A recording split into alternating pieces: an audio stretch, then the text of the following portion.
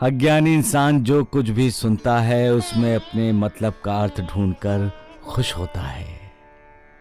वो जो भी कुछ देखता है उसी को सच मानता है, लेकिन वो सच नहीं होता। इंसान की गलत फहमी होती है जिसका कारण है अज्ञान। किसी चीज का इंसान को जब पूर्ण ज्ञान होता है तब वो ना उसमें अपने मतलब का अर्थ ढूंढता है, ना ही उसे कोई गलत फहमी होती है, क्योंकि जो भी कुछ है वो ज्ञान के कारण उसे साफ दिखाई देता है। लेकिन जो अज्ञानी होते हैं वो अज्ञान के अंधेरे में भटकते हुए अज्ञान के अंधेरे को ज्ञान का उजाला मानते हैं और उस अंधेरे में ही अपने आप को सुखी समझते हैं। ऐसे अज्ञानियों के सामने जब ज्ञान का प्रकाश फैलता है, मतलब जब सच सामने आता है, तब उनकी उम्मीद टूटती है और वो दुखी होते हैं। सबका मालिक एक। क्यों झूठ बोल रही हो? अपने माता पिता को सच्चाई क्यों नहीं बता देती? क्यों सच्चाई छिपा रही हो? क्या समझती हो तुम्हारे झूठ बोलने से सच का पता नहीं लगेगा? तुम्हारे झूठ बोलने से हकीकत उनके सामने नहीं आएगी? नहीं बेटी नहीं, सच कभी नहीं छिपता, चाहे कितना छिपा लो। सच तो सूर्य से भी अधिक तेजस्वी होता है, जिसे झूठ की काली रात ढक कर नहीं रख सकती। जब भी कोई दुखदाई घटना घटती है तो इंसान को लगता है कि उस पर आसमान टूटकर गिर गया है। जब इंसान कोई दुखदाई समाचार सुनता है तब भी ऐसा ही लगता है उसे कि आसमान उस पर टूटकर गिर गया है। आसमान के टूटने का मतलब ही है इंसान के जीवन में प्रलय मच जाना, उसके भविष्य को आग लग जाना, उसकी खुशियां बर्बाद हो जाना, उसका विश्वास डोल जाना। इंसान को यह भरोसा होता है कि आसमान कभी नहीं गिरेगा।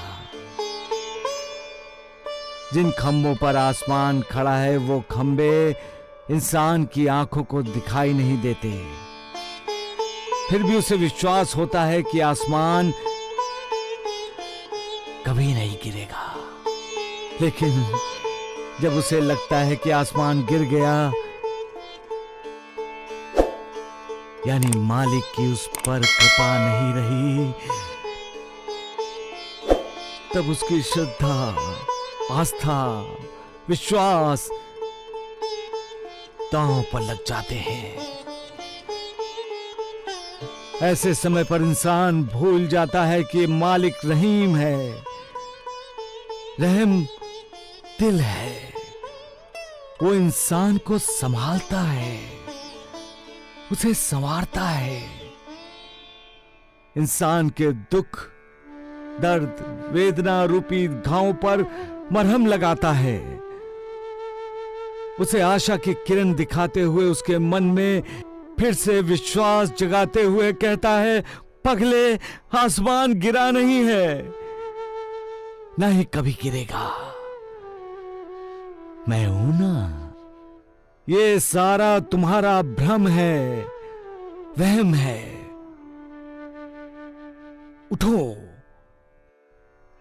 आंसू मत बहाओ, जिंदगी की नई शुरुआत करो। मैं तुम्हारे साथ हूं।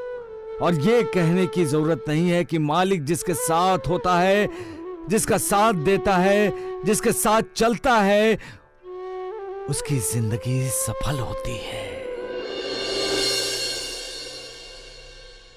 सबका मालिक एक। आंसू इंसान की भावनाओं का दर्पण है, आईना है। इंसान को जब दुख होता है, दर्द होता है, तब वही दुख, वही दर्द आंसू बनकर इंसान की आंखों से बाहर आते हैं। इंसान जब खुश होता है तब भी इंसान की खुशी आंसू बनकर छलकती है। आंसू गंगा की तरह पवित्र, पावन, पतित होते हैं, जो इंसान के मन को शुद्ध करते हैं। आंसू इंसान के सीने में दिल है, इसका साक्षात्कार कराता है। आंसू इंसान का मालिक से रिश्ता जोड़ने वाला सिंधु है, छोटा सा। कहते हैं किसी गांव में एक छोटा बच्चा था, जिसे बताया गया था कि सूर्यास्त से पहले अगर तुम गांव के बाहर जो मंदिर है उसमें जाओगे तो तुम्हें भगवान के दर्शन होंगे। बच्चा भगवान के दर्शन करने की इच्छा को लेकर भागते हुए मंदिर की तरफ दौड़ा। सूर्यास्त होने ही वाला था। बच्चा गांव के बाहर जंगल में मंदिर की सीढ़ियां तेजी से चढ़ने लगा। जब तक वो मंदिर में पहुंचता सूर्यास्त हो गया। मंदिर का पुजारी मंदिर के दरवाजे पर ताला लगा रहा था। बच्चा निराश हुआ।